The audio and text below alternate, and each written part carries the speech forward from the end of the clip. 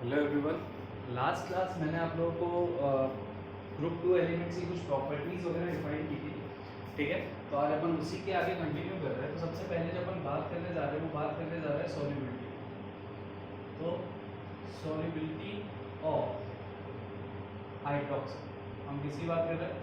हम हाइड्रोक्साइड्स की सॉल्युबिलिटी की बात करने जा रहे हैं। तो देखिए सिंपल सी बात है, आप सब पीरियोडिक टेबल के अगर ट्रेंड पे जाओ तो ट्रेंड क्या बोलता है? ट्रेंड बोलता है ये होता है लेफ्ट टू राइट और ये होता है अप टू बॉटम। देखिए सॉल्युबिलिटी ऑफ हाइड्रोक्साइड डिपेंड करता है बेसिक पावर पे। जिसके पास जितना ज़्यादा बेसिक नेचर उसकी सॉल्युबिलिटी उतनी ज़्यादा। तो लेफ्ट टू राइट अगर मैं एसिडिक करेक्टर की बात करूँ तो एसिडिक करेक्टर आपका इंक्रीज करता है और top to bottom acidic character decrease करता है। तो इसी को हम रिवर्स कर सकते हैं ना, इसको हम क्या बोल सकते हैं? दैट बेसिक करेक्टर डिक्रीजेस और यहाँ पे हम क्या बोल सकते हैं? Basic character increases. तो सिंपल सी बात है, top to bottom basic character increase कर रहा है तो सॉल्युबिलिटी भी क्या करेगी? इंक्रीज करेगी। तो कैसे?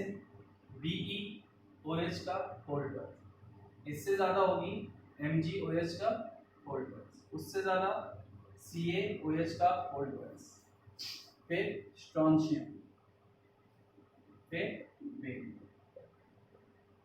अब यहाँ पे अगर मैं बात करूँ तो बेरियम का साइज बहुत ज़्यादा बड़ा है, OH का साइज बहुत ज़्यादा छोटा है। तो मैंने आपको सॉल्युबिलिटी के लिए एक केस और बताया था कि जहाँ पे साइज का डिफरेंस सबसे ज़्यादा होगा सॉल्युबिलिटी वहीं पे सबसे ज़्यादा होगी। तो ये चीज़ मैंने आपको ऑलरेडी बताया था।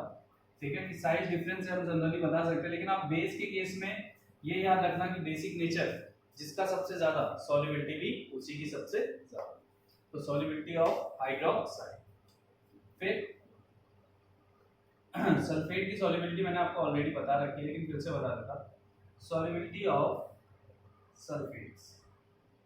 अब हमने इसके लिए भी हमने क्या बोला था कि टॉप टू बॉटम अगर आप जा रहे हो तो आप इसमें कोई ट्रेंड नहीं लगा सकते। सॉल्युबिलिटी को डिफाइन किया ही जा सकता है, ये न्यूमेरिकल डाटा से ही सॉल्व हो सकता है। तो सॉल्युबिलिटी ऑफ सल्फेट्स की बात करें तो हम साइज डिफरेंस देखते हैं। तो BeSO4, बी का साइज क्या है? छोटा, और SO4 कैसा है? बड़ा। तो साइज डिफरेंस सबसे ज्यादा यही दिखने वाला है, तो BeSO4 का सबसे ज्यादा होगा, फिर MgSO4, फिर CaSO4, फिर SrSO4 और फिर BeSO। तो ये होगी सॉल्युबिलिटी, यानी साइज का डिफरेंस देखो। यहाँ देखो Ba क्या है? बड़ा है, और SO4 भी क्या है? बड़ा है। तो सबसे ज्यादा डिफरेंस, जहाँ पे सबसे ज्यादा डिफरेंस होगा कैटायन टू एनायन का, वहाँ पे सॉल्युबिलिटी सबसे ज्यादा होती है। ऐसा फंडा यूज किया जाता है, बट ये हर जगह एप्लीकेबल नहीं होता। ठीक है, तो नोट डाउन कर लीजिए दोनों की सॉल्युबिलिटी क्या होती है।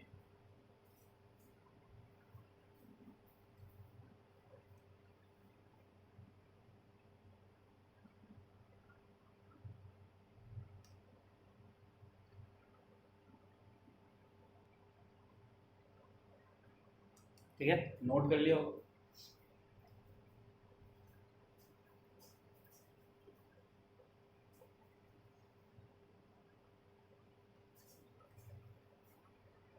तो कुछ बेसिक टर्म्स तो थे वो हमने लास्ट क्लास में कंप्लीट कर लिए थे, और बाकी चीजें आज अपन कंप्लीट कर लेंगे। तो सबसे पहले हम बात करने जा रहे हैं फॉर्मेशन ऑफ हाइड्राइड्स, यानी कि अल्कलाइन अर्थ मेटल हाइड्राइड्स कैसे फॉर्म करते हैं। देखो हाइड्राइड्स का मतलब क्या होता है? H-। ठीक, ये होता है हाइड्राइड। अब सिंपल सी बात है, नॉर्मल रिएक्शन क्या है कि metal react with hydrogen to give hydride. ठीक है, ये सिंपल सा फॉर्म है कि अगर आप मेटल की रिएक्शन H2 के साथ कराओगे तो वो हाइड्राइड दे देगा, और अगेन अगर आप उसमें वाटर डिसॉल्व करवा दो तो वो देता है हाइड्रोक्साइड। क्या दे देता है? हाइड्रोक्साइड। तो ये जनरल फॉर्मूला है, जनरल टर्म है, इससे हम इंडिकेट कर सकते हैं किसी भी रिएक्शन को, और इसके साथ साथ H2 gas as it is निकल जाती है। तो मैं यहाँ पे मान लो लेता हूँ Ca प्लस H2, इसकी रिएक्शन कराऊंगा CaH2 बनेगा, वाटर के साथ ट्रीट कराऊंगा CaOH का होल ट्वाइस, और उसके साथ हाइड्रोजन गैस निकल जाएगी। तो ये ऐसे फॉर्म होता है एल्कलाइन अर्थ मेटल का हाइड्राइड।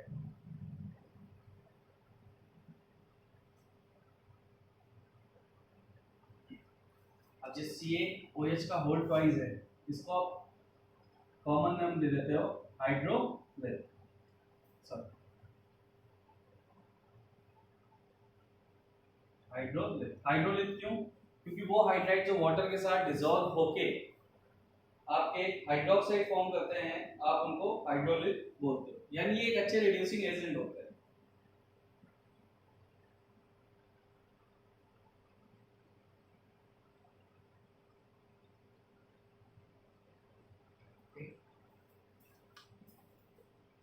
तो ये हाइड्राइड। अब जनरली आप किसी की भी फॉर्म करवाना चाहते हो, किसी का भी, तो Mg ले लोगे, Mg प्लस H2, तो क्या हो जाएगा Mg H2, और उसको वाटर के साथ ट्रीट करोगे तो क्या फॉर्म कर देगा MgOH का होल ट्वाइस, और उसके साथ हाइड्रोजन गैस निकल जाएगी। तो ये जनरल फॉर्म है। तो आप सब जानते हो, मैंने पहली क्लास में बताया था कि बी हाइड्रोक्साइड फॉर्म नहीं करता, तो उन सब चीज़ों को ध्यान में रख के ये रिएक्शन, ये प्रोसेस आपको करनी है। अब आप सबने एक बहुत अच्छे कंपाउंड के बारे में सुना है जिसमें बनाना बॉन्ड यूज होता है, तो अब हम उसी कंपाउंड को बनाने जा रहे हैं। Formation of BeH2। Formation of BeH2। BeH2 का फॉर्मेशन कैसे होता है? तो BeH2 का फॉर्मेशन आप करते हो when BeCl2 react with LiAlH4। इसको बहुत अच्छे से याद कर लो, ऑर्गेनिक में बहुत सारे रिएक्शन में एज ए कैटलिस्ट यूज होता है। इसका नाम होता है लिथियम एल्यूमिनियम हाइड्राइड। अब देखो रिएक्शन का मैकेनिज्म क्या है कि मैं अगर यहाँ पे देखूं तो यहाँ पे क्या है B+2 और यहाँ पे क्या है 2Cl-। इसमें क्या होगा, इसमें जो हाइड्राइड है वो जाके B पे अटैक करेगा, तो फॉर्म क्या हो जाएगा BeH, यानी कि LiAlH4 का हाइड्राइड B के साथ रिएक्ट करेगा और क्या फॉर्म कर देगा BeH2, और बाकी चीजें आपको साफ दिख रही है कि अगर एल्यूमिनियम और क्लोरीन तो क्या फॉर्म करेगा, दोनों बाकी सब सॉल्ट बनाना स्टार्ट कर देंगे, ये फॉर्मेशन हो जाएगा। बट हमें तो इस प्रोडक्ट से मतलब था ना, हमें तो फॉर्मेशन BeH2 का करना था, बेरियम हाइड्राइड।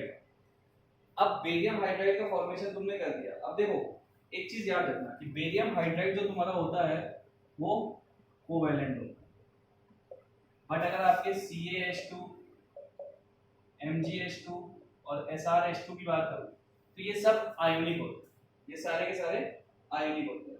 ठीक है, तो इस चीज को ध्यान रखना कि BeH2 आपका कोवेलेंट कंपाउंड है, बाकी सब आपके आयोनिक कंपाउंड होते हैं। तो वो कोवेलेंट है तो इसलिए उसमें बॉन्ड भी कोवेलेंट ही फॉर्म होते हैं।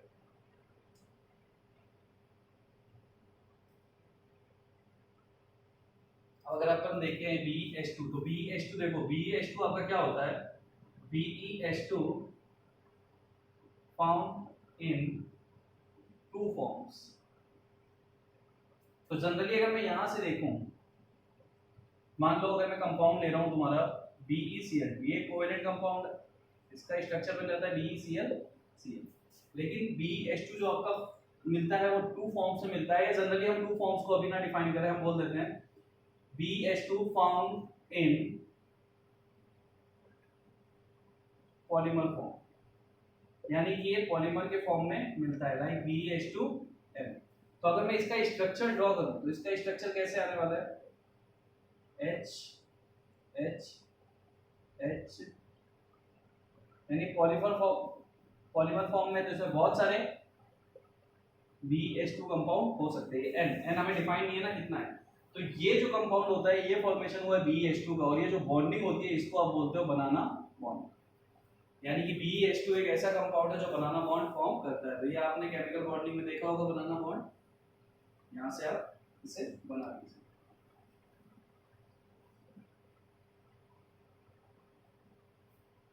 ठीक है,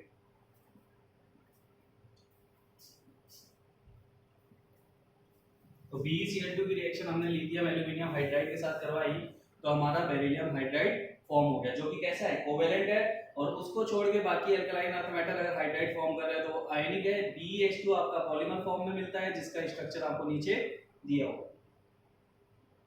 ठीक है,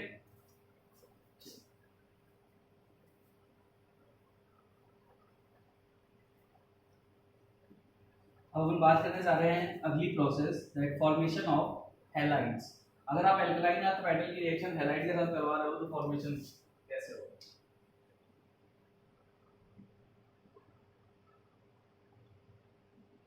तो जनरल फॉर्म क्या है, alkaline earth metal react with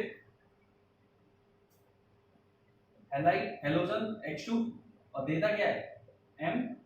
ये आपका जनरल फॉर्म, यानी कि आप किसी भी अल्कलाइन अर्थ मेटल की रिएक्शन अगर आप क्लोरीन ब्रोमीन आयोडीन किसी के साथ करवाओगे तो वो क्या फॉर्म कर लेगा।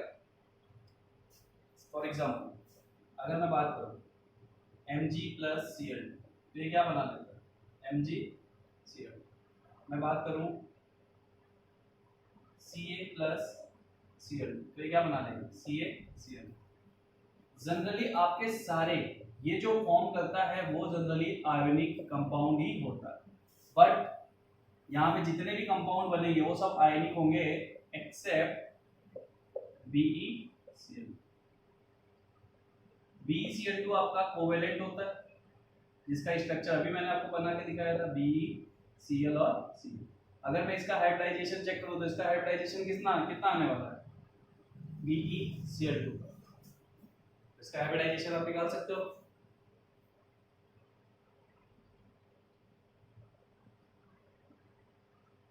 ये दोनों साइड पे इलेक्ट्रॉन कितने हैं 4, यहाँ पे भी कितने हैं 2 इलेक्ट्रॉन और 2 इलेक्ट्रॉन। इलेक्ट्रॉन डेफिशिएंट और कंपाउंड कैसा है कोवेलेंट। तो BeCl2 को छोड़ के बाकी जितने भी आपके मैक्सिमम बनते हैं सब कैसे होते हैं, सब आपके आयनिक कंपाउंड होते हैं।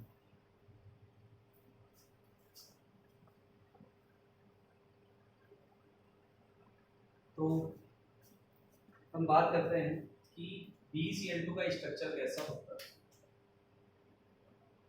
स्ट्रक्चर ऑफ BeCl, BeCl2 अगर फॉर्म कर रहे हैं तो BeCl2 का स्ट्रक्चर कैसा होगा। पहली चीज कोवेलेंट कंपाउंड है, ये चीज आपको ध्यान में रखना है, ठीक है। तो सबसे पहली चीज अगर मैं बात करूं गैस फेज, तो गैस फेज में इसका सिंपल सा स्ट्रक्चर होता है BeCl और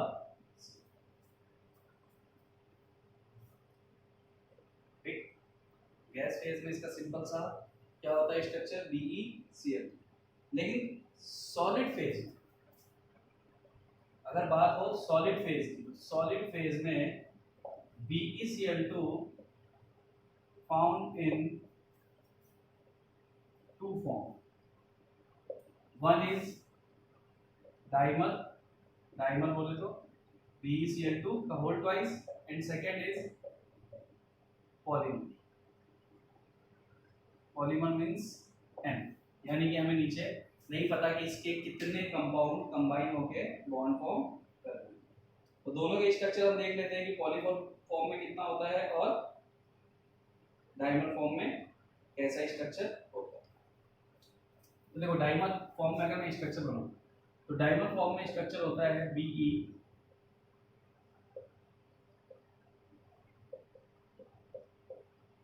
ये होता है डाइमर फॉर्म। BeCl2 का स्ट्रक्चर डाइमर फॉर्म में होता है BeCl2, जिसमें ये क्या होता है, ये दोनों कार्बन ब्रिज पे होते हैं, दोनों सॉरी क्लोरीन ब्रिज पे होते हैं। तो ये डाइमर फॉर्म का स्ट्रक्चर है। अब अगर बात की जाए इसके पॉलीमर फॉर्म की, तो इसी चेन को बढ़ाते हुए चले जाओ। सपोज Cl, इसी को मैं बढ़ाता हुआ चला जाऊं Cl, BeCl,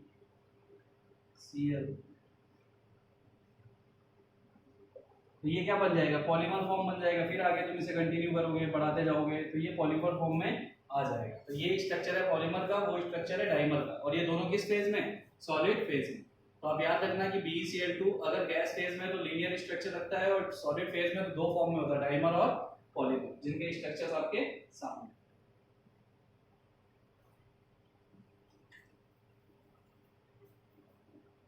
बनाइए इनको दोनों को। तो उसी चेन को आप यानी कि डाइमर फॉर्म को ही आप कंटिन्यू करते चले जाओगे तो आपका पॉलीमर फॉर्म बन जाता है।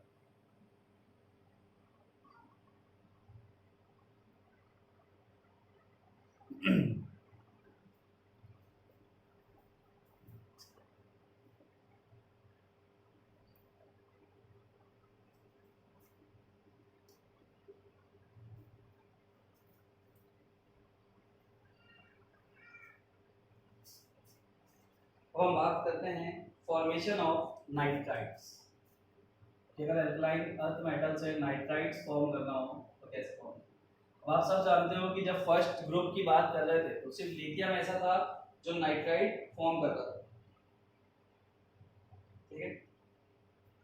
तो जनरल फॉर्म क्या है, अगर आप मेटल की रिएक्शन सीधी सीधी फॉर्म है नाइट्रोजन से कराओगे तो वो फॉर्म करेगा N3N2 यानी कि मेटल नाइट्राइड।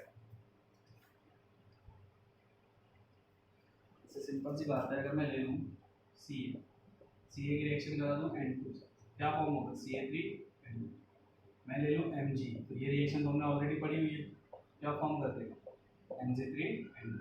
यानी आप मेटल की रिएक्शन नाइट्रोजन के साथ कराओगे तो आपका मेटल नाइट्राइड फॉर्म हो सकता है।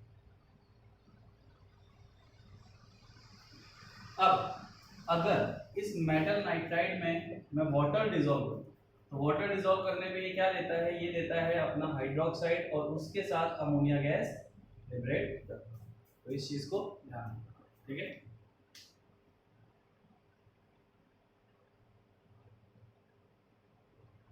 तो दोनों फॉर्म में ऐसा नहीं है कि सिर्फ कैल्शियम के लिए, मैग्नीशियम के लिए भी सेम ही है। मैग्नीशियम में भी अगर आप H2O कर दोगे तो मैंने लिखा नहीं क्योंकि जब मैंने बोल दिया कि दोनों की प्रॉपर्टी सेम है, दोनों एक ही टाइप से रिएक्शन कर रहे हैं, तो विच मीन्स कि यहाँ से भी अमोनिया गैस निकलेगी ही।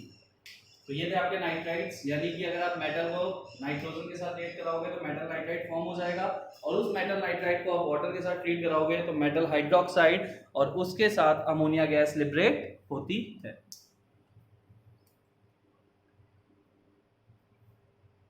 नोट कीजिए इस रिएक्शन में।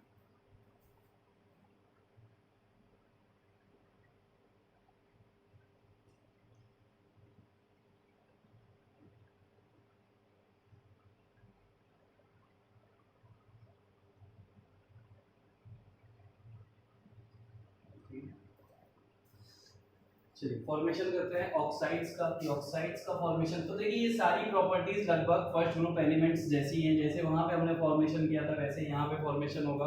बस क्या है, दो डिफरेंट ग्रुप हमें पढ़ने पड़ रहे हैं, कुछ चेंजेस आ सकते हैं, दैट्स व्हाई हम पढ़ रहे हैं, ठीक है। तो वहां पे भी आप सब जानते हैं कि हमने ऑक्साइड का फॉर्मेशन नाइट्रेट से किया था, याद है आपको रिएक्शन जिसमें NO2 गैस निकल रही थी। तो यहाँ पे भी सेम चीज है, मेटल नाइट्रेट को आप हीट करोगे तो फॉर्म होगा मेटल ऑक्साइड, उसके साथ निकलेगी NO2 गैस और उसके साथ निकलेगी ऑक्सीजन गैस। तो NO2 का कलर कैसा होता है, ब्राउन, ठीक है। तो ये प्रोसेस करने पे आपका मेटल ऑक्साइड फॉर्म हो जाएगा।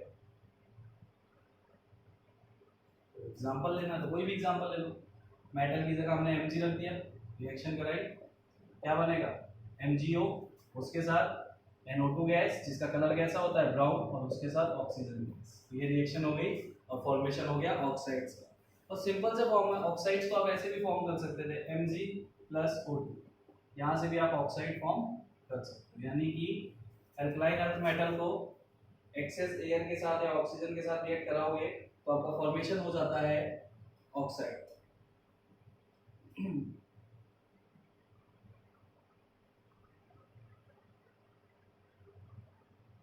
ठीक है,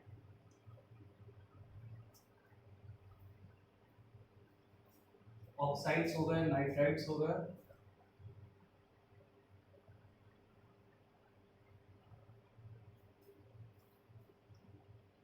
चलिए कार्बाइड्स नेक्स्ट उठाते हैं। कार्बाइड्स अपने वहां पे कार्बाइड्स भी देखे थे, तो इसमें भी कार्बाइड्स। तो फॉर्मेशन ऑफ कार्बाइड्स, कार्बाइड्स आप जानते हो,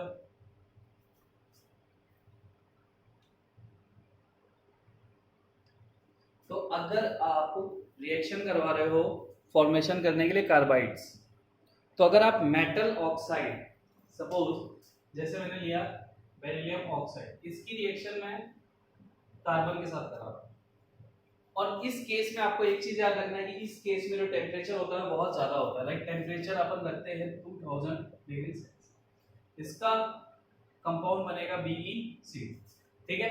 तो जब आप ऑक्साइड की रिएक्शन कार्बन से कराते हो तो आपका कार्बाइड फॉर्म होता है, और उस कार्बाइड को आप किसके साथ रिएक्ट करवाओ, H2O के साथ।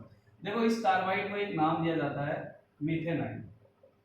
अब ये मीथेनाइड क्यों बोला जाता है कि कोई भी कार्बाइड अगर वाटर के साथ डिसॉल्व करने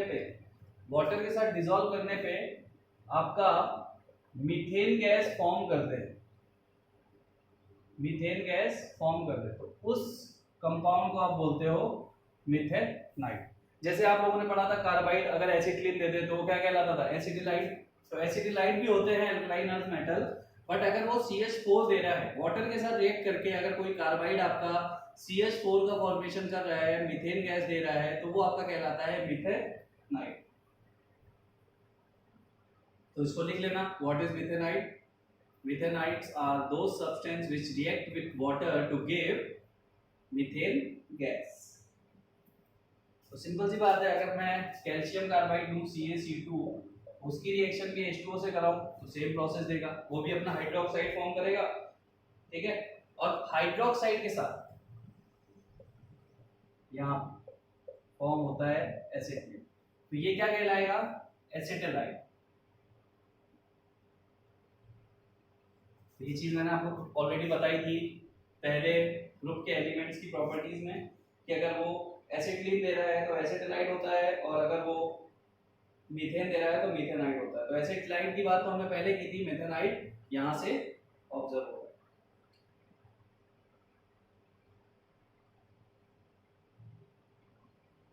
अगर आप कैल्शियम कार्बाइड की रिएक्शन CaC2 की रिएक्शन आप N2 के साथ करो, तो यहां से कंपाउंड जो बनता है CaNCl, ठीक है। तो अगर आप CaC2 की रिएक्शन नाइट्रोजन के साथ करवाते हो तो आपका कंपाउंड बनता है कैल्शियम साइनामाइड। इसका नाम क्या होता है, कैल्शियम साइनामाइड। अब इसमें अगर मैं देखूं तो ये क्या है, Ca+2 और CnC-2, जिसका स्ट्रक्चर क्या होता है,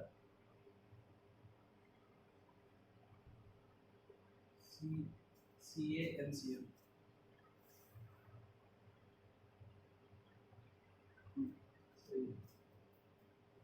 तो +2 ये -2, तो स्ट्रक्चर आएगा C double bond N double bond C, ठीक है। ये इस फॉर्म में होता है।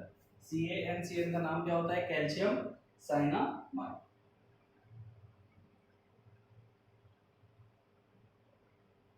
अब अगेन अगर इसी रिएक्शन को कंटिन्यू करना है तो मैं इसमें सेम प्रोसेस में कार्बन ऐड करके इसको वाटर के साथ अगर ट्रीट करा दूं, तो देखो CaNCl की रिएक्शन हमने कार्बन के साथ कराई और हम किसके साथ रिएक्ट करवा रहे हैं, वाटर के साथ। तो यहाँ पे फॉर्मेशन होता है CaCO3। ये क्या होता है, ये व्हाइट कलर का PPT होता है, और उसके साथ फॉर्म होता है weak base NH4OH, ammonium hydroxide. तो ये इंपॉर्टेंट कंपाउंड है कैल्शियम साइनामाइड, इसको कॉपी के टॉप पे नोट कर लेना, और इसका स्ट्रक्चर कैसा होता है ये भी आप लोग देखें।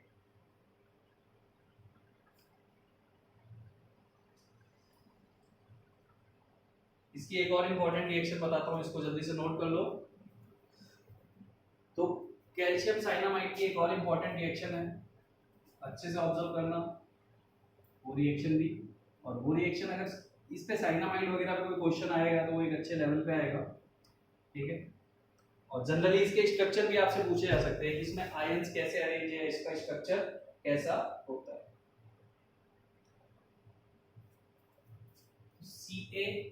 CaNCl को अपन CO2 और H2, अब देखो mixture of CO2 plus H2 it's a kind of acid.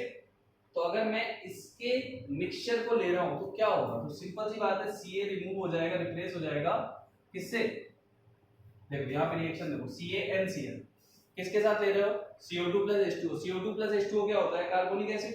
अब अगर तुम इस फॉर्म में रिएक्शन को लेके जा रहे हो तो क्या होगा, कैल्शियम रिप्लेस होगा और कैल्शियम की जगह आ जाएगा हाइड्रोजन, ठीक है। तो H2NCN, और इसका नाम होता है साइनामाइड। तो हम बोल सकते हैं calcium cyanamide, formation of cyanamide from calcium cyanamide. अब एक और इंपॉर्टेंट चीज, अगर तुम इसमें H2O डिसॉल्व कर दो तो तुम्हारा बन जाता है यूरिया, यानी कि एक और प्रोसेस है फॉर्मेशन ऑफ यूरिया। यूरिया क्या होता है, फर्टिलाइजर में यूज किया जाता है। अब कैसे यूज किया जाता है कि इसको अगेन अगर हम रिएक्ट करवाएं और अगेन इस यूरिया में हम वाटर डिसॉल्व करवाएं तो ये ब्रेक होता है CO2 और उसके साथ देता है अमोनिया। तो ये अमोनिया गैस ही आपकी यूज होती है, यूजफुल होती है, यानी फॉर्मेशन ऑफ अमोनिया गैस के लिए ये प्रोसेस बहुत ज्यादा इंपॉर्टेंट होती है। तो इसमें देखो कितनी चीजों का फॉर्मेशन हो रहा है। पहले हमने कैल्शियम साइनामाइड लिया, उसको CO2 प्लस H2O से ट्रीट कराया तो हमें साइनामाइड मिला। अगेन हमने H2O, यानी पूरी प्रोसेस सिर्फ वाटर की प्रेजेंस में हो रही है। फिर H2O से रिएक्ट कराया, हमें यूरिया मिला। फिर H2O से रिएक्ट कराया तो हमें NH3 मिल गया। ठीक है, आप लोग की एक बहुत ही इंपॉर्टेंट रिएक्शन है 6CO2 plus 6H2। Chlorophyll is a component of Mg और इससे क्या बनता है C6H12O6।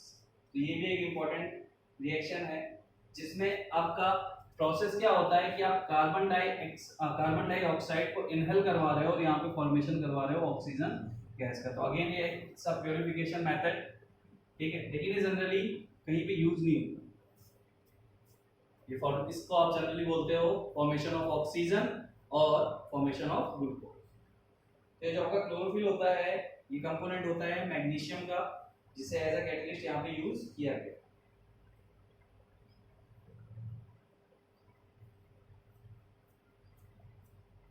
नोट कीजिए इसको। तो ये एक इंपॉर्टेंट रिएक्शन है। एक ही साथ अगर आपसे पूछे, सपोज आपसे उसने पूछ लिया फॉर्मेशन ऑफ NH3, तो आप NH3 का फॉर्मेशन भी सेम रिएक्शन से दे सकते हो, वो आप सीधा सीधा यहाँ से भी दे सकते हो, सिर्फ ये 2 स्टेप में। अगर वो बोल रहा है फॉर्मेशन ऑफ यूरिया, तो आप यूरिया का फॉर्मेशन इससे दे सकते हो। अगर वो बोल रहा है फॉर्मेशन ऑफ साइनामाइड, तो साइनामाइड का फॉर्मेशन आप इस रिएक्शन से दे सकते हो। और अगर वो पूछ रहा है कैल्शियम साइनामाइड, तो इससे पहले जो रिएक्शन कराई थी वो दे सकते हो। यानी दोनों रिएक्शन बहुत ज्यादा इंपॉर्टेंट है और ये कंपाउंड बहुत ही ज्यादा इंपॉर्टेंट, इस पे क्वेश्चन भी पूछा हुआ है। और एक और इम्पोर्टेंट है जिसमें लास्ट 2 ईयर पहले एक क्वेश्चन आया था, आयन की रिएक्शन थी, ठीक है, तो अपन ले रहे उस रिएक्शन को, यानी रिएक्शन विद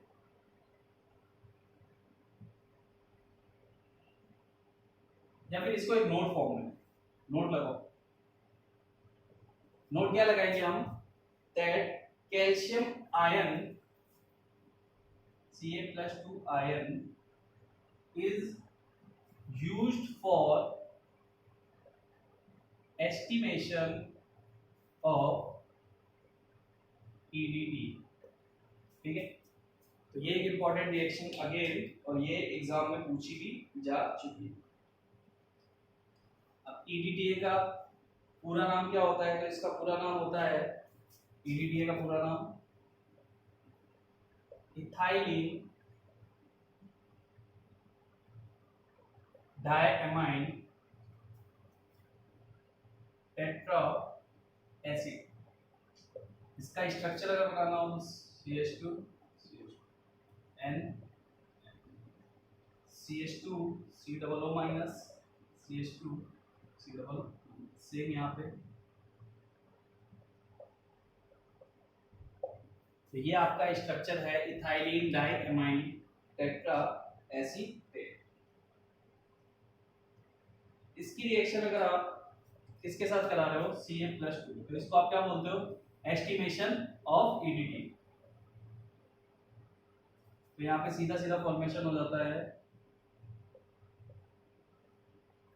और इस कंपाउंड का जो कोऑर्डिनेशन नंबर होता है वो होता है 6। तो सीधा सीधा फॉर्मेशन है, सीधी सीधी रिएक्शन है। यानी वो आपसे सीधा क्वेश्चन करेगा कैल्शियम आयन का यूज क्यों होता है, EDTA में क्या यूज है। तो EDTA में इसका यूज है फॉर एस्टिमेशन, और कंपाउंड आपके सामने स्ट्रक्चर बना हो और रिएक्शन करने पे कैसा कंपाउंड देता है, तो सीधा सीधा मैंने उसको उसी फॉर्म में ले लिया है। ठीक है, और कोऑर्डिनेशन नंबर तुमसे यहाँ से पूछ सकता है, कोऑर्डिनेशन जो क्वेश्चन था उसमें कोऑर्डिनेशन नंबर पे ही क्वेश्चन था, तो कोऑर्डिनेशन नंबर इस कंपाउंड का होता है 6। तो अभी आप लोग जस्ट अभी आपने मेरे हिसाब से कोऑर्डिनेशन कंपाउंड पढ़ा है, तो आप समझते होंगे इन सब चीजों का मतलब।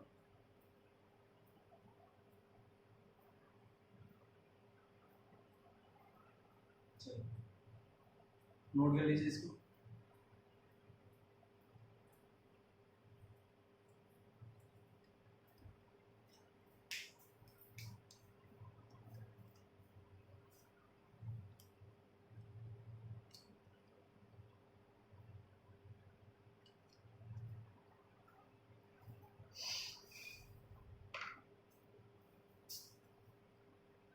तो इनऑर्गेनिक में बेसिकली आपको यही चीज़ें याद रखनी है, कोई कंपाउंड क्या दे रहा है और स्पेशल कंडीशंस पे जो रिएक्शन है उनको आपको ध्यान में रखना होता है। बाकी सारी रिएक्शन आपकी कभी ना कभी पड़ी हुई, नाम के लिए पॉप होता है, इनऑर्गेनिक बहुत बड़ी चीज़ है, बट इनऑर्गेनिक बहुत ही ईजी है। लेकिन हाँ, जो चीज़ें आज तक आपने नहीं की वो अब आपको करनी पड़ेगी। आज तक आपने किसी भी पार्ट में किसी भी चीज़ को लर्न नहीं किया, लेकिन यहाँ पे आपको चीज़ों को याद रखना पड़ेगा और अच्छे से याद रखना पड़ेगा।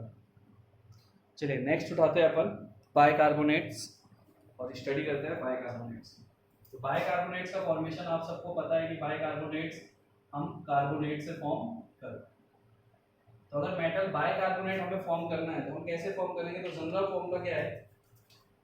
हम इस रिएक्शन को देख चुके हैं कि मेटल कार्बोनेट में अगर हम H2O और CO2 मिक्स कर दें तो वो कन्वर्ट हो जाता है मेटल बाइकार्बोनेट। तो ये जनरल फॉर्म है।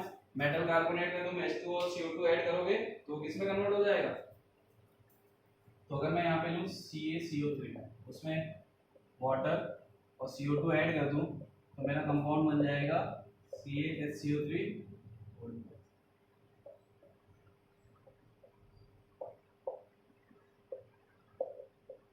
जनरल फॉर्म है फॉर्मेशन ऑफ HCl3। और इस रिएक्शन की सबसे अच्छी चीज क्या है कि अगर मैं इसको रिवर्स करके हीट कर दूं, अगर मैं इसको रिवर्स करके हीट कर दूं तो मुझे same compound as it is मिल जाता है, यानी रिएक्शन रिवर्सिबल होती है। तो हम इसको इस फॉर्म में भी लिख सकते हैं, रिवर्सिबल, और रिवर्सिबल में हमें नीड होती है हीट। तो हीट देने पे आपका बाइकार्बोनेट अगेन ब्रेक हो जाता है कार्बोनेट।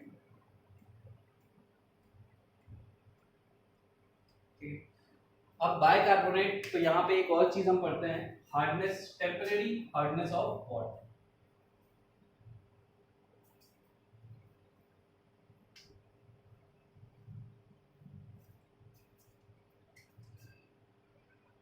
हार्डनेस ऑफ वाटर, और उसमें हम बात कर रहे हैं टेम्परेरी हार्डनेस ऑफ वाटर। तो टेम्परेरी हार्डनेस ऑफ वाटर किसकी वजह से होता है? तो ये होता है due to HCO3 minus ion, Mg+2 ion and Ca+2। यानी आपके हार्डनेस ऑफ वाटर को अगर आप टेम्परेरी फॉर्म में डिफाइन कर रहे हो तो वो किसकी वजह से होता है? Due to HCO3 minus ion, Ca+2 ion and Mg+2 ion. तो आप कैसे सिंपली इसको रिमूव कर सकते हो? तो देखो सिंपल सी फॉर्मूला में कोई भी कार्बोनेट, तो मैंने अभी जो आपको रिएक्शन कराई, यानी मैं इसको हीट देके हार्डनेस ऑफ वाटर को रिमूव कर सकता हूं। तो मैं क्या करूंगा, इसमें हीट दूंगा तो ये कन्वर्ट हो जाएगा कार्बोनेट में, और उसके साथ आपका CO2 गैस और H2O फॉर्म करने लगेगा। तो ये होता है टेम्परेरी हार्डनेस ऑफ वाटर, जिसको आप रिमूव कर सकते हो by the general form heat देके। ठीक है,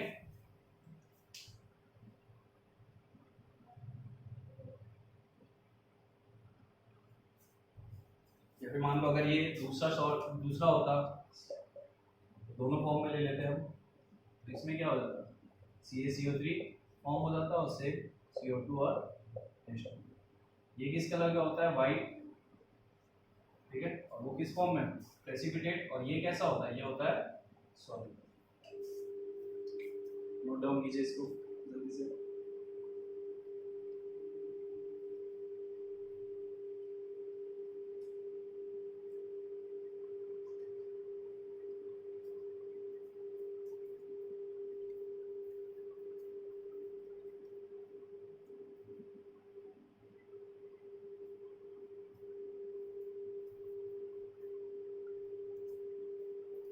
अब देखिए, आप लोगों ने एक चीज नोटिस की थी कि हमने लास्ट फर्स्ट ग्रुप में एक रिलेशन की बात की थी जिसको हमने नाम दिया था डायगोनल रिलेशन। तो डायगोनल रिलेशन तो वहां पे फर्स्ट एंड सेकंड ग्रुप के बीच में था, लेकिन इसका डायगोनल रिलेशन किसके साथ होगा?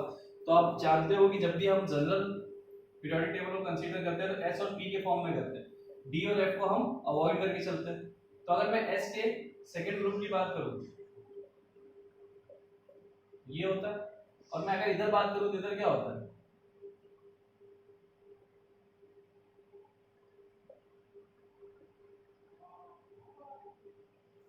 तो डायगोनल रिलेशन में इस बार कौन रखे हुए हैं? बेरिलियम और एल्यूमीनियम।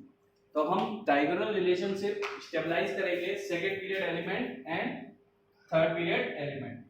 तो सेकंड पीरियड एलिमेंट आपका है सेकंड ग्रुप का, थर्ड पीरियड एलिमेंट आपका थर्ड ग्रुप का। तो ये बात तो मैंने आपको वही बता दी है, diagonal relationship always second group element और third group second period element और थर्ड पीरियड एलिमेंट के बीच में स्टेबलाइज होता है। ठीक है, तो हम यहाँ पे हेडिंग डाल देते हैं diagonal relationship between BE and AL।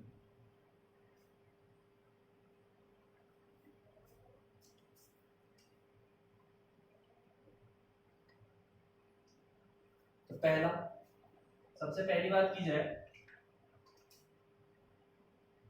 Both BE and AL have same value of electronegativity। यानी इन दोनों की इलेक्ट्रोनेगेटिविटी की बात करें तो इनकी वैल्यू लगभग सेम होती है, लगभग क्या पूरी सेम होती है, यानी दोनों सेम इलेक्ट्रोनेगेटिव होते हैं। Second, charge by size ratio is almost same. अगर चार्ज बाय साइज रेशियो की बात की जाए तो वो भी लगभग सेम होता है। तो वो कितना होता है, अगर मैं बात करूं BE की, तो BE का चार्ज बाय साइज रेशियो होता है 0.064, और अगर मैं बात करूं एल्यूमिनियम का तो उसका होता है 0.06। तो चार्ज बाय साइज रेशियो भी इनका लगभग सेम होता है। ठीक है, थर्ड,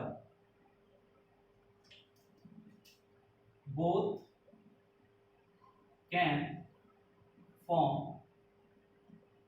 कोवेलेंट कंपाउंड्स। दोनों आपके कोवेलेंट कंपाउंड्स फॉर्म करते हैं। तो ये हो गया third point, both can form covalent compounds.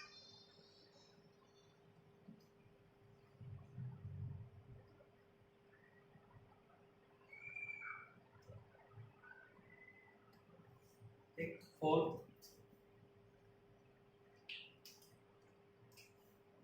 both can form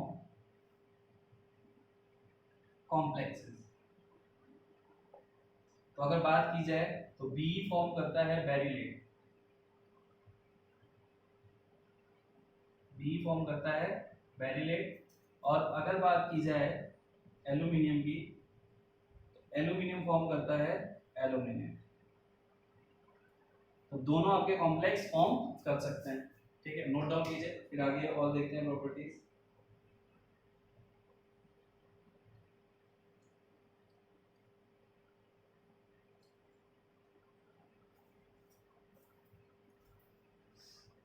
तो ये कुछ सिंपल सी प्रॉपर्टीज है। B and AL have same value of electronegativity, charge by size ratio is almost same, both can form covalent compounds, both can form complexes। ठीक, आगे देखते हैं।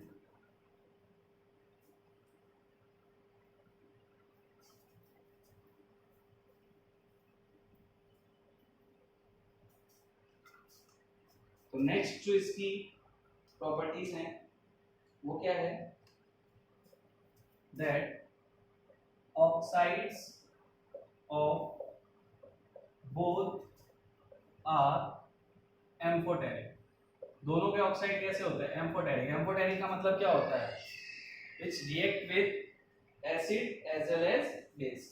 तो अगर मैं BeO की रिएक्शन एसिड के साथ करूं तो ये फॉर्म कर देगा सॉल्ट BeCl2। और ये सब आप लोगों ने पढ़ा होगा, when metal oxide react with acid it gives salt plus hydrogen gas, या फिर सॉल्ट प्लस वाटर।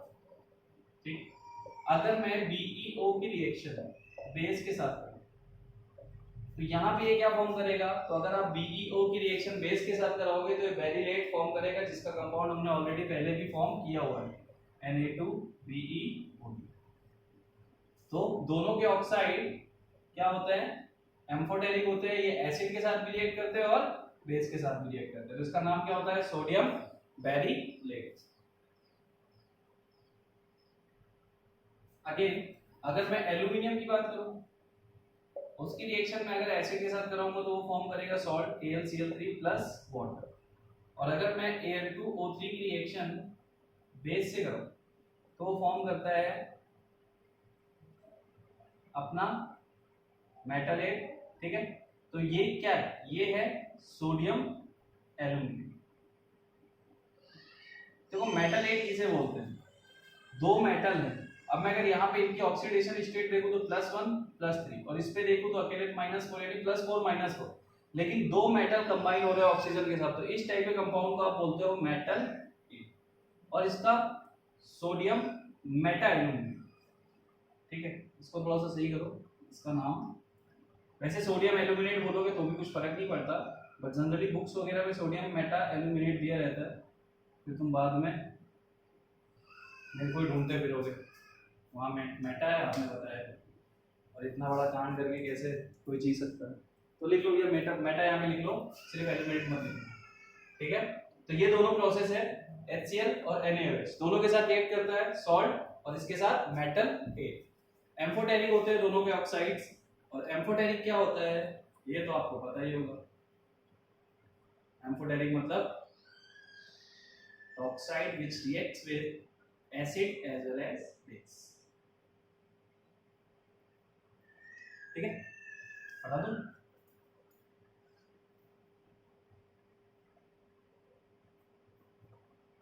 नेक्स्ट अपन देखते हैं क्या है नंबर 6। तो अभी अपन ने एक चीज देखी थी दैट दोनों के कार्बाइड आपके मीथेन फॉर्म कर सकते हो ना। तो अपन यहाँ पे सीधा लिखेंगे carbides of both can form CH4। दोनों के कार्बाइड आपके CH4 फॉर्म कर सकते हैं। तो पहला अगर मैं लूं Be2C, कैसे फॉर्म करेंगे, रिएक्ट विद H2O, H2O के साथ रिएक्ट करते ही क्या दे देगा,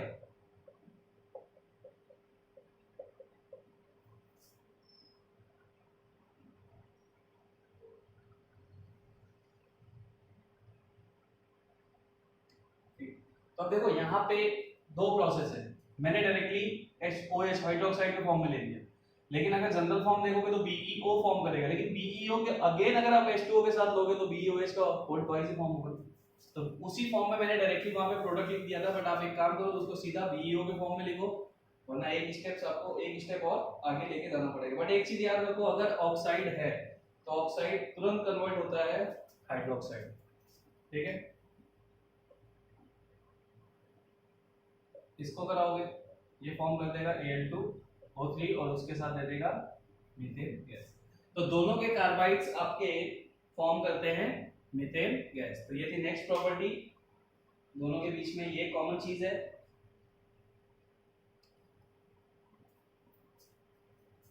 अभी मैंने आपको BeCl2 का एक स्ट्रक्चर बताया था जिसमें Cl आपका ब्रिज पे था। तो अगर मैं एल्यूमिनियम की बात करूं तो एल्यूमिनियम के स्ट्रक्चर में भी Cl ब्रिज पे ही होता है। तो दोनों के स्ट्रक्चर भी सेम होते हैं, दोनों के स्ट्रक्चर भी सेम फॉर्म में ही बने होते हैं। जैसे वहां पे क्लोरीन आपका ब्रिज पे था, मैंने लिखवा के दिया था, थोड़ा सा पीछे जाके चेक कर लो, वैसे ही इसका भी उसी फॉर्म में स्ट्रक्चर होता है। तो अगर Al का देखना चाहते हो तो Al का मैं दिखा देता, Al का स्ट्रक्चर भी सेम होता है, Al Cl Cl,